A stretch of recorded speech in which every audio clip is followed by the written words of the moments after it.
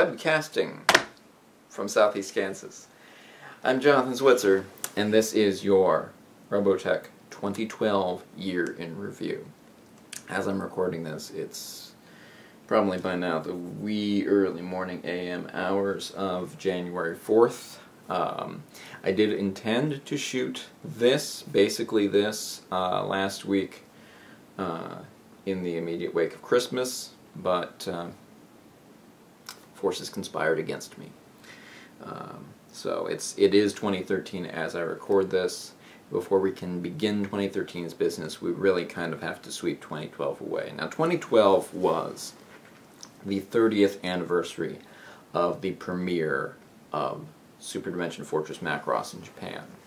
That show, of course, was adapted in 1985 into the first 36 episodes of Robotech. It was the show that Robotech was created to market to the US market. But it all began in 1982 with the premiere of Super Dimension Fortress Macross. It premiered in the fall. I can't remember the date off the top of my head. But when I became aware that that date had arrived, I grabbed the first disc of my Animego Super Dimension Fortress Macross DVD box set, threw it into my DVD player, and watched Booby Trap and Countdown. Now, of course, I watched Booby Trap and Countdown because those two episodes were the ones that premiered. It wasn't just Booby Trap. The two of them aired as the Macross Special, because one of the adjoining television series, I can't remember if it was supposed to be on before or after, but a show called Rainbow Man, an adaptation of a live-action series from some years prior, done by Tatsunoko Productions, did not meet its deadline. It was not done. So Countdown had to air along with Booby Trap. That version with Booby Trap and Countdown together, by the way, if you do actually want to see that, track down either the Macross Blu-ray set, which is really expensive, out of Japan. You can watch it on your US equipment. Japan and the US have the same Blu-ray region coding, but it is going to be prohibitively expensive. Or find yourself a copy of the Robotech Perfect Collection Volume 1 from the Macross series, released by Streamline many, many years ago now, on VHS. Track that down. That has that version of the episodes on it. That is how I first saw the original Japanese version of Booby Trap and Countdown. Now, you'd think, this being a big, important moment, Harmony Gold would have done something to promote that fact. But maybe they're just sort of waiting until Robotech's 30th. Now 2 years from now. Somehow I doubt that. But the fact of the Macross 30th anniversary being this year, it does dovetail nicely into the events of 2012 that I want to talk about. All of the major events of 2012, Robotech-wise, are on this little piece of paper, all the ones I want to talk about. I may have forgotten some. If some have fallen through the cracks, if there's anything that you remember, please let me know in the comments. But the first thing on the list here is the death of Macross TV series director Noboru Ishiguro. I think it's very strange that Carl Macek passed away in the 25th anniversary year for that show. Noboru Ishiguro, not exactly a visionary, more like the experienced hand who kept it all together. The chief director on Super Dimension Fortress Macross passes away in the 30th anniversary of that show. Kind of weird. Now, Ishiguro had previously been a staff member on, I want to say, the last series of Space Battleship Yamato. So he was sort of the experienced hand on Macross. He was the guy who actually had animation experience. He would then go on from Macross, the TV series, to be the director on Macross Do You Remember Love, the 1984 feature film. And then he would go on to be the director of Megazone 2-3 Part 1, which was later adapted into Robotech movie Untold Story. And that is the only Robotech project he actually has a credit on. He has a director's credit on that alongside Carl Macek, because he was the director for most of the animation that was in that production. He would then go on to do such works as the sprawling 150-plus episode OVA series, Legend of the Galactic Heroes. And then he would also do, much more recently, a sci-fi space opera anime called Titania with character designer Haruhiko Mikimoto.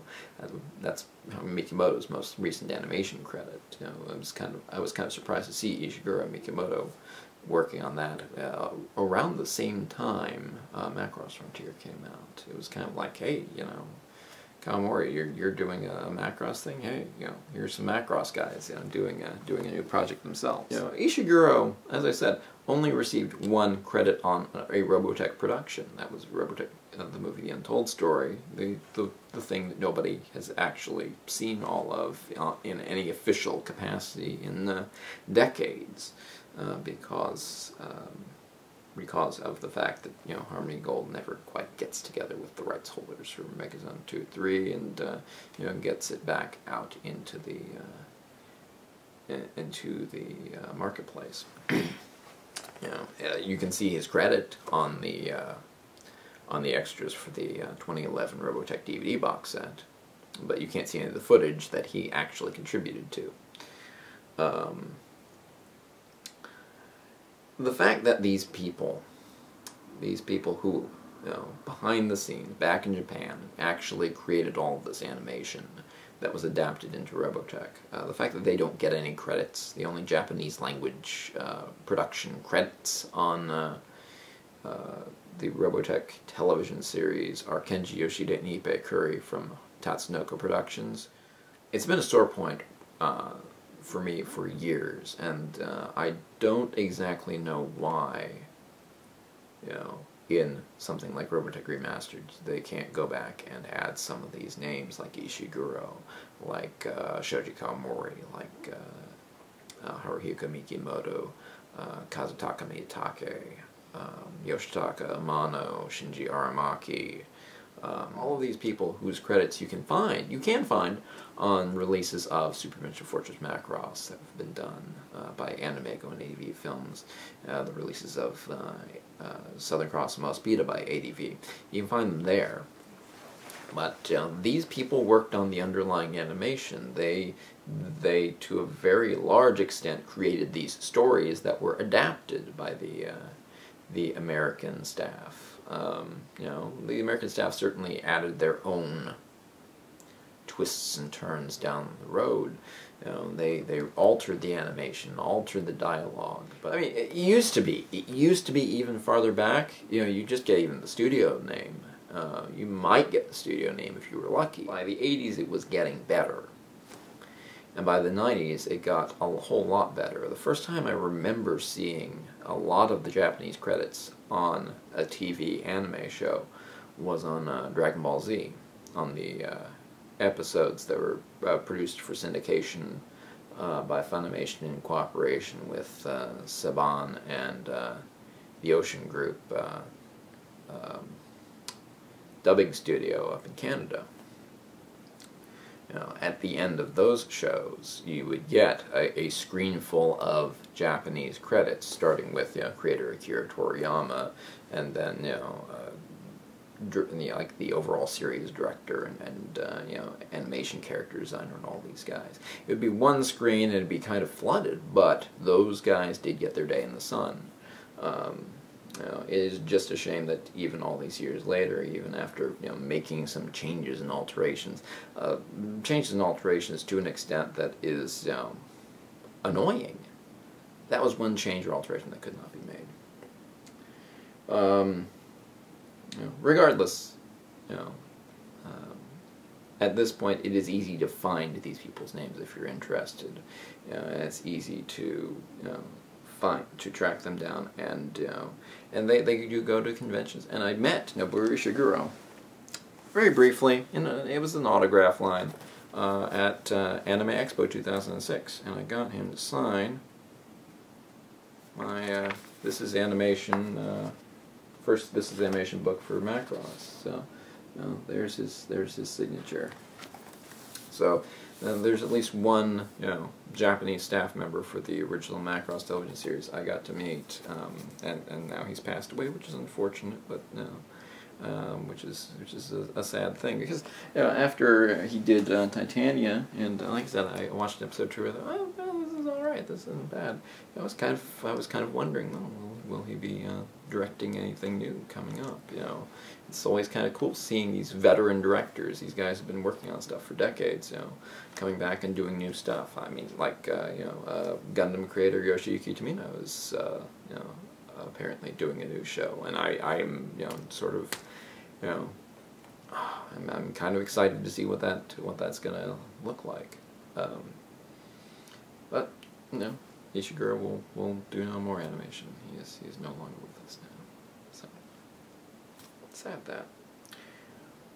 Now another gentleman who is no longer with us, who is much more tangentially related to Robotech in an interesting way. According to a story by one Jonathan Clements, who's writing on the Manga UK website blog. He was talking about how Jerry Anderson was the creator of a bunch of British television programs, mainly best known for these Super Mario Nation shows.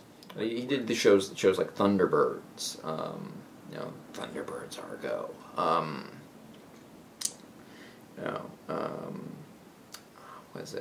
Fireball XL5, I think, is another one. All these shows that were incredibly popular in the UK in their heyday, and they were incredibly popular in Japan with the generation that grew up and did such shows as Macross. These sort of science rescue teams with their fancy vehicles. Jerry Anderson did make an attempt to work with the Japanese in the 1970s. He came to the table with some ideas. The Japanese took those ideas and made some changes, sort of tinkered with them, played with them, brought them back to him. He didn't like what they did with his ideas. The television station, MBS, was not interested in science fiction at that time, so talks fell through, and the ideas eventually manifested in Jerry Anderson's last Super Mario Nation show in 1983, Terrahawks. But the ideas that had been spun finally took root in Japan after Anderson had left, and after the success of such shows as Yamato and Macross, and after the major success of Star Wars. And those ideas blossomed into a show we call today Genesis Climber Mospita. Jerry Anderson planted the seed, planted the germ of an idea, apparently, that became Genesis Climber Mospita. This is according to Jonathan Clements. I've heard this story before in the Anime Encyclopedia that he and Helen McCarthy wrote years and years ago now. But I remember him relating this story, or maybe McCarthy relating the story. And McCarthy, as Clements relates on the Manga UK blog, is a dyed-in-the-wool Jerry Anderson fan. Used to run a Jerry Anderson fan club out of her apartment. So between the two of them, they should actually know this stuff. This story is probably on the up and up, coming from this particular source. But it is a story I've only ever heard from one or both of these individuals. So, but you know, an interesting tangent. You know, Jerry Anderson, you know, will be remembered for you know, Thunderbirds, for Space 1999. You know, you know, kind of a big figure in the science fiction fandom in the UK and to an extent in Japan. But you know, he does have this very tiny, you know, Robotech connection, which is kind of fascinating. Now, you know, so these gentlemen, these, you know, gentlemen large in stature, passed away. Another gentleman got into a spot of trouble, and I think a couple of you know where I'm going with this. 6 years ago, there were these charges leveled at Italian Prime Minister Berlusconi about some goings-on in his media empire. And named in these charges were Harmony Gold's Frank Agrama. I remember Darkwater, of the original unofficial Robotech reporter, bringing this up, and Harmony Gold getting 10 ways bent out of shape over all this, but you know, he was just reporting the facts. Back in, I think it was October, Berlusconi was found guilty, and 4 of his co-defendants, no, 3 co-defendants, excuse me, I'm reading this off of my laptop over here. 3 co-defendants were convicted. Frank was convicted and received a 3-year sentence, which he will not be serving. He will not be serving a 3-year sentence. Yeah, they're not going to extradite him. You know, maybe he won't be able to take an Italian vacation. Maybe that would just be a bad idea. But they're not going to extradite him. You know, he's an older gentleman. Maybe he probably doesn't want to take an Italian vacation. Convicted? Yes, convicted of basically a form of tax evasion. I've been trying to really sort out exactly how this all works, but the basics are that Berlusconi has a TV station, and you know, he would acquire the rights to U.S. movies to air on his TV station. Somehow they'd cook the numbers, you know, that would be paid in some way that allowed him to evade some taxes, and then, you know, in evading these taxes, he and his co-conspirators would pocket the money that they didn't pay in their taxes. And so there was a great sort of panic. Oh no, is you know, are there going to be problems at Harmony Gold? Is Frank going to do time? No, everything's fine. It's just bad press. And, you know, now he's got an Italian conviction to his name. But, you know, interesting goings-on in 2012. Probably the most interesting goings-on in 2012, because, unfortunately, moving on from here, we're going to move into, you know, media and merchandising. And media-wise, Robotech-wise, I mean, the box set came out in 2011, the newest edition. So we got no media releases. Love Live Alive, as I previously reported, you know, is complete. It's done, but we're not going to see a release of it until, you know, sometime this year, maybe even next year. Depends on how quickly somebody decides they want to be the guy to release that. You know, it's, you know, Content Media is, you know, I would assume, working on it right now. In Japan, though, you know, they got Macross on Blu-ray, the Macross TV series. Now, a lot of people got confused because there's a lot of extras in that set, and one of the big extras is all of the footage that was created for the Macross Fever Pachinko machine. And that includes a lot of really kind of nice looking, modern CG'd up animation of the Macross characters as they appear in the TV series, the mecha as they appear in the TV series, you know, including a really nice rendition of rendering of the opening, you know, directed very much, you know, shot for shot, with a few exceptions. as it was done in '82. Now, the character designs don't look Haruhi Mikimoto perfect. They look like more modern character designs.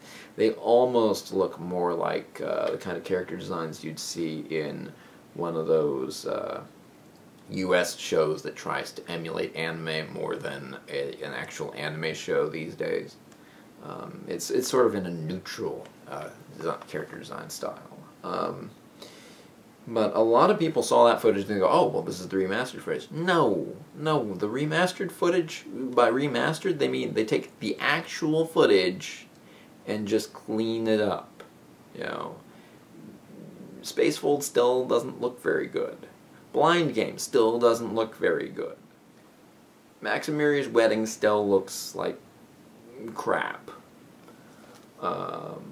They didn't go and reanimate everything, you know.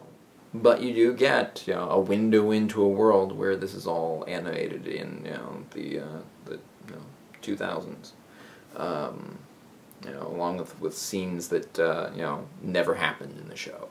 You know, like you know, Hikaru in the Lin Kai-Fun role in Little White Dragon. The Macross actually, you know, being in cruiser mode and firing the main gun, a thing that never happens in the show aside from, you know, the original, you know, the original blast on the island. But no, that's not that. Basically, point is, you know, a lot of people, you know, have been like, oh, hey, that's the remastered. And that's not the remastered footage. But you know, that was on the Blu-ray set. That's on the Blu-ray set, along with, you know, the super deformed opening and all this, and you know, basically any extra you could possibly think of for the original Macross TV series, it's on that Blu-ray set. And the Blu-ray set is very expensive, and you know, it's not something I'll be buying because, you know, it doesn't include an English translation, and you know, if I want to watch the original Macross, I've still got my Animego discs. They look different. You know, those colors are definitely oversaturated, you know, compared to what you'll see on the Blu-ray set, but you know, I can live with that. So that came out on Blu-ray for the big 30th anniversary. You know, Macross Do You Remember Love came out in a controversial release. Apparently, many scenes of violence were edited out. Scenes of violence that appeared in the theatrical release in '84, that appeared on the VHS home video release, on the Laserdisc home video release, on the DVD home video release. For some reason, they've been edited out of the Blu-ray release, which is annoying for people who love Macross Do You Remember Love. It's annoying for people who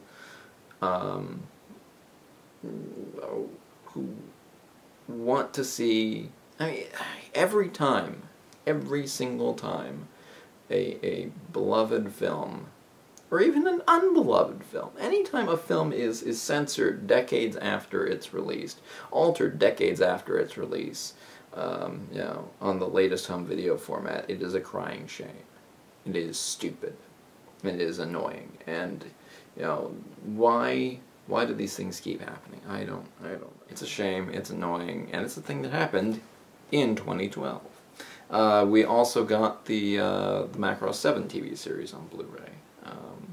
And in a promotional effort, we got a weird OVA thing where the cast of Macross Frontiers sit down and watch clips from Macross 7. That was the 30th anniversary animation project. You know, somehow Live Alive, you know, Robotech Live Alive is looking better for this thing being out. Wow, that was the Macross 30th anniversary animation. The actual 30th anniversary project is this video game that you know, like many video games before, features and showcases characters from throughout Macross and mecha from throughout Macross. But the actual animation, this Macross Frontier, you know, Macross 7 thing. Anywho, so those were the pieces. Those were the media releases of the year, and there's one media release next year, which, you know, folks who are in and around the fandom in the 90s, you know, will be very interested in, and fans of, you know, good anime and good 90s anime will want to, you know, keep their eyes peeled for.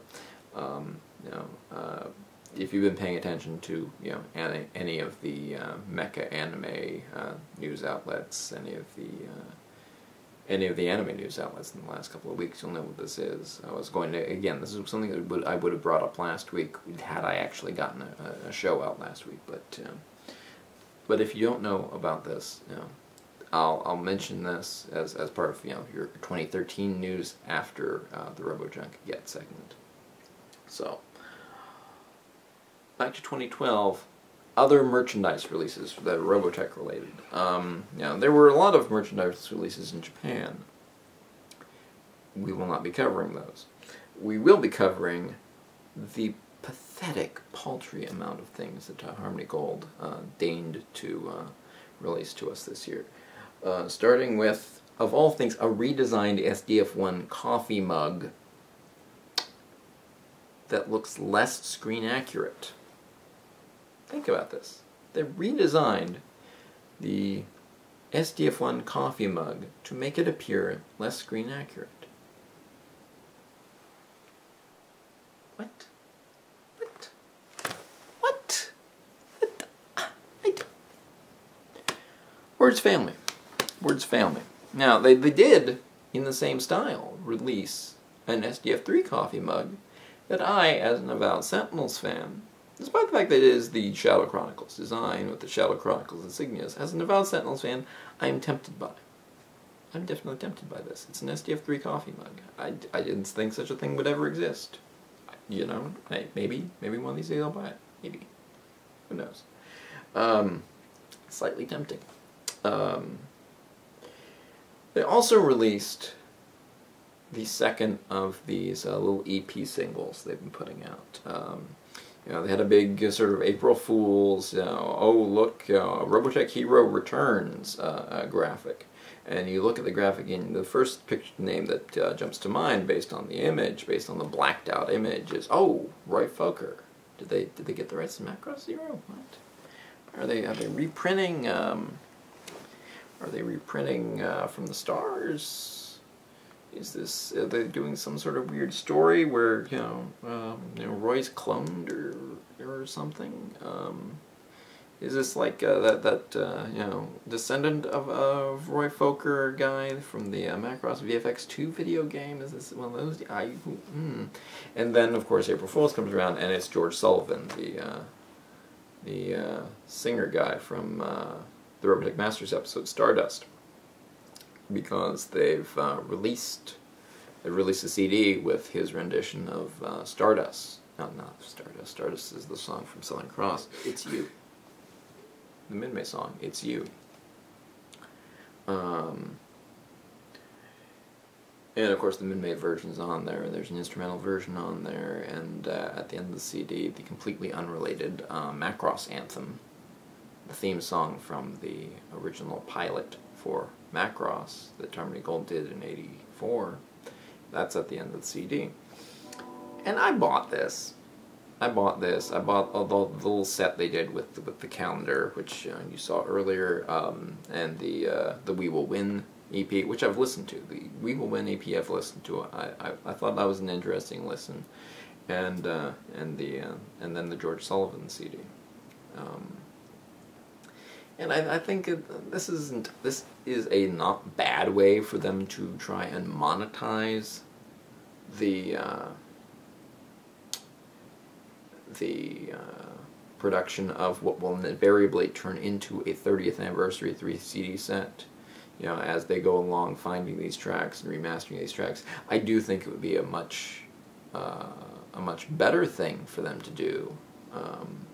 You know, maybe releasing them as albums, you know, like little MP3 albums on like iTunes or Amazon.com's MP3 store or something like that. That would be a sort of a 21st century solution, if you will. But you know, I don't mind the CDs. I like having the little booklets. I like having the artwork, even if it isn't you know, Tommy's best work. You know, they look nice. You know, but I definitely think, you know, they would probably be getting more money out of this if they were, you know, putting them as digital downloads. So that was I think that was it. I mean, the 2013 calendar, they said would be shipping a week from when they announced it, which I think would have still been in 2012, but it still says shipping a week on the website. Well, last I checked, a day or so ago. So I don't know if that squeaked in under the wire, or if, you know, we're still not getting the complete 365-day experience with the new calendars. Actually, the previous calendar would be a 366-day experience because it was a leap year, but you get what I'm saying. Oh, and of course, the Genesis Bits RPG manual, which I talked about the other week. You know, that came out this year. That actually shipped this calendar year. You know, they let us all know. Now, things that didn't ship this year.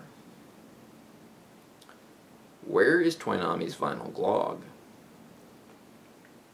And are we getting Big Bad Toy Store, BigBadToyStore.com online, says the new generation Beta Fighter, Shadow Beta Fighter, the last one, the one that, you know, still hasn't been released, should be coming out this month. It's 2013 again. Now, January 2013, it says so. Now, I've seen Toynami solicits on Big Bad Toy Store sit and pass by and, you know, not be fulfilled. Will we be getting a Shadow Beta? I don't know. Nobody knows. You know, this stuff doesn't get publicized. It shows up on Big Bad Toy Store based on solicits from Toynami, and then these dates come and these dates go. Does anybody care at this point? I'd be game for it if if I had bought any of the Beta Fighters. You know, I still haven't bought any because, you know, it's a Beta Fighter. It takes up a lot of space. You know, right now I'm at my parents' house. You know, I don't have an apartment of my own anymore. When I was living in an apartment of my own, I still didn't think I had enough space for, you know, a bunch of Beta Fighters, you know, sitting around. And if I pulled the trigger, I probably wouldn't pull the trigger on the new one. I'd probably, you know, go rustle up. I think on eBay you can get a red one for like 110, 120 or so. So I'd probably do that just to have that experience. I'm still sort of debating with myself whether or not to do that, you know, by the end of the calendar year. You may yet see a Robojunk get in the calendar year of 2013. That is me unearthing a Beta Fighter, but probably not. Probably not. But yeah, and not that I really care, but where is the Marcus Rush Shadow Fighter anyway? We got the Maya Sterling Shadow Fighter. Well, we got it twice because the first run, you know, was all screwed up. But where is the Marcus Rush Shadow Fighter? I don't think anybody actually cares at this point, but I think it is a fair question. Anyway, you know, that's things that didn't happen in 2012. But yeah, you know, I mean, that was 2012 in a nutshell. And while I did go on for like 40 minutes about it, it's still not a lot of stuff. It still really isn't a lot of stuff in the grand scheme of things. You know, if this were a functioning franchise at this point, you know, I should be able to go on. I probably could go on for an hour and a half about this stuff, but I should be easily able to go on for an hour and a half about this if this were a functioning franchise. I should be forced to truncate the list. I should be forced to, you know, give you a highlight reel. You know, Harmony Gold sends Tommy Yoon, Steve Yoon, Kevin McKeever all over the country to talk up Robotech. You know, they talk about the live-action movie that's still going nowhere. You know, they you know, push the new box set. Fair enough. You know, it came out at the end of the calendar year. You know, they have Love Live Alive footage to show off. Sure, but you know, not a whole lot of signs of life coming from the franchise. And I've been saying this for years now. You know, this is a franchise with a lot of untapped potential, still untapped potential to this day. And yet, you know, in order to fill up a news list here for the entire calendar year 2012, I had to talk about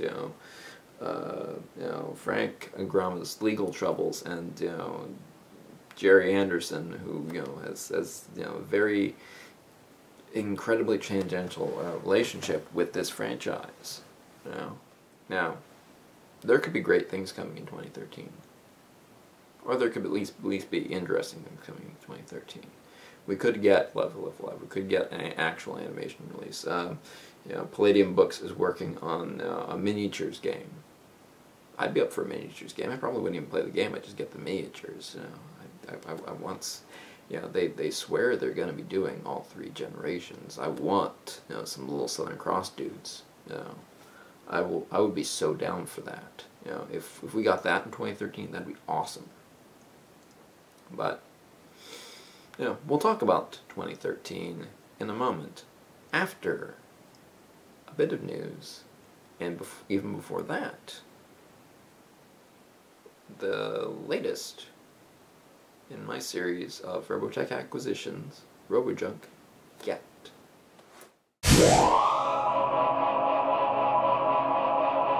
Hey, look, I got Robotech crap in the mail. Now, I know what's in there, but for the benefit of the audience, I will keep you in the momentary suspense while I break in here.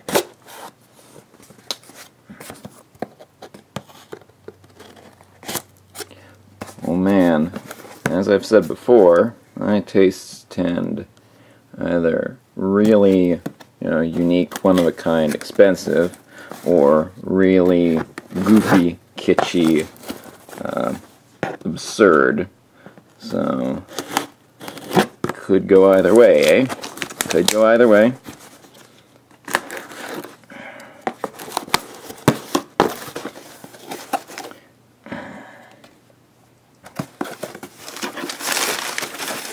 Paper, paper, paper, invoice. Oh man, it is a Matchbox Robotech Mecha Launcher, the Flip Launch Attack System. How much was this when it was originally out? Ooh man, those are Toys R Us price tags. $5.97, then dropped to $2.96. Nobody wanted this back in the day, in the release days. What do they call this one? This is an RDF Destroyer. I've actually always wanted one of these, just because it's just an oddball thing. It's just a weird toy for them to have done, and I'm gonna take it off the card. Oh, bubbles cracked anyway. Yeah, no. Oh no, I'm destroying the value.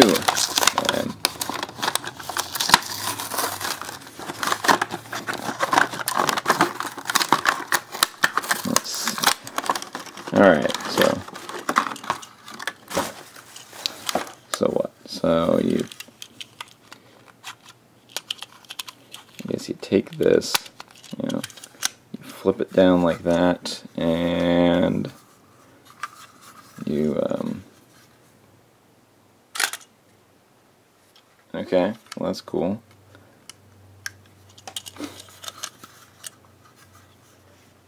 And that's turned all kinds of red. That's really weird. Yeah.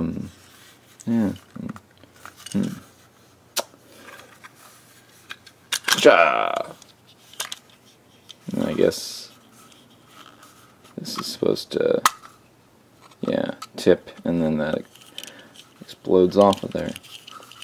And it's like a little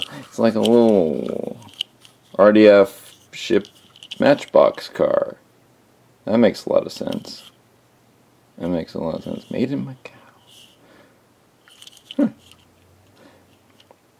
Harmony Gold reissued this toy basically back in '92 when they redid the line, and they just had one of these and all four of the vehicles that are on the back here in one package.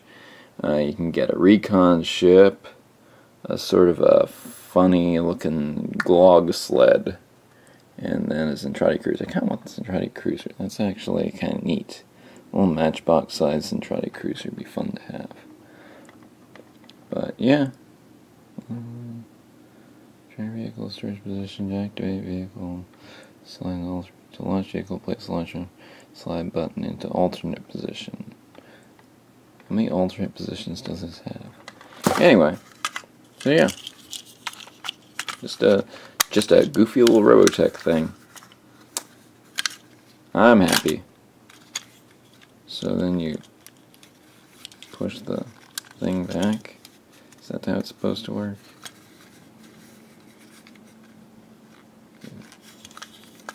I don't know.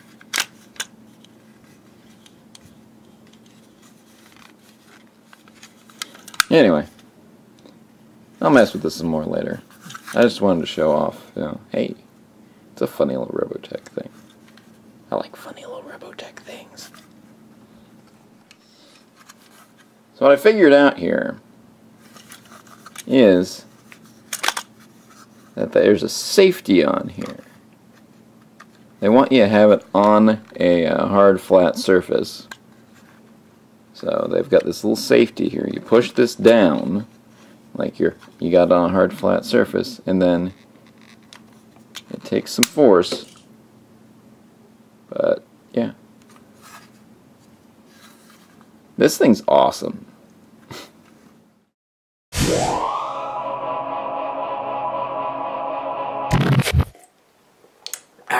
Okay, all right. Now, before I move on, I do want to make one more note. Here, right here's two American dollars.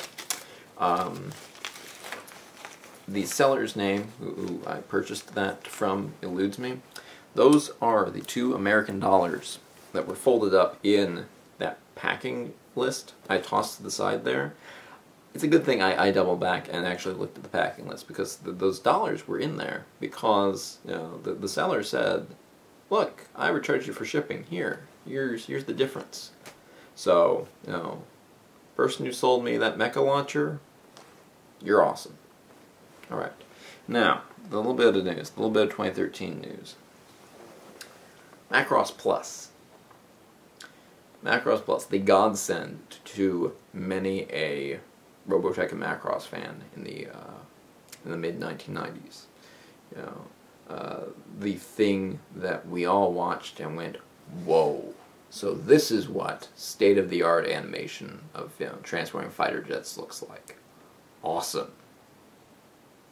And still gorgeous to this day, which is why it's coming out on Blu-ray in Japan, and if you can afford it, you should probably buy it, assuming you have Blu-ray capable hardware.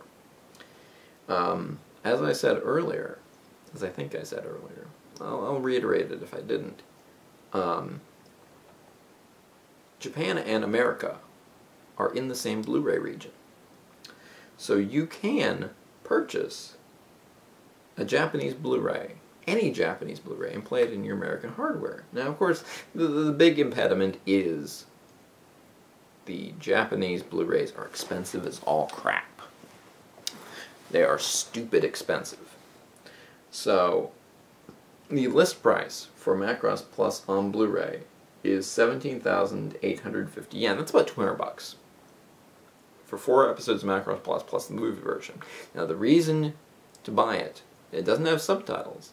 It does have the English dub track. Now, the English dub track stars a couple of really great guys. If you did not know this, this is kind of mind-blowing. Lead character Isamu Dyson in the English dub track for Macross Plus is played by TV's Bryan Cranston, the star of Breaking Bad and the dad from Malcolm in the Middle. Yes, that guy. Before he became a big star, of course. Before he became a big star, he was doing anime dubs, and that dub track is on the Macross Plus Blu-ray in Japan. the other male lead character, Gold Bowman, is played by Richard Epcar, who Robotech fans know as Ben Dixon and Lunk, and Grell, Chiron's right-hand dude. Now, he also has had some other notable anime roles, most notably, the cyborg-eyed soldier Bateau, Major Kusanagi's right-hand dude in the Ghost in the Shell franchise. He's played Bateau since the Naiz movie that was released by Manga Entertainment in the U.S., through the Ghost in the Shell TV shows, Standalone Complex and Second Gig, both English dubs that were done for the second movie, Innocence. He is that guy, and and he is one of my favorite U.S. English voice actors. So Bryan Cranston and Richard Epcar, two reasons to enjoy the Macross Plus English dub, and it's on the Japanese Blu-ray. Now you can get it for a discount if you go to Amazon.co.jp, and they do ship to the U.S. and they do have an English site, and if you're using Google Chrome, it'll translate that for you anyway. The Amazon JP price is 13,095 yen, or at least it was, last I checked. It's coming out June 21st, 2013, yeah, I've got mine on pre-order. Shipping to the U.S. is about 2,000 yen. That's about $25. I mean, it's still expensive. Don't get me wrong, it's still expensive. Japanese media prices are stupid, but still, I would say well worth getting. Especially that is going to be so gorgeous on Blu-ray. I was going to actually start talking about 2013, but I'm out of time. I'm going to be, this is going to be an editing nightmare. Whittling down the my 2012 thoughts to try and squeak this in at about 40 or 45 minutes. We'll see if I can accomplish that. Otherwise, wow, it's been almost an hour. So 2013 next time. Thank you for watching. Happy New Year. Fingers crossed this is a good one. This is Captain JLS, signing off.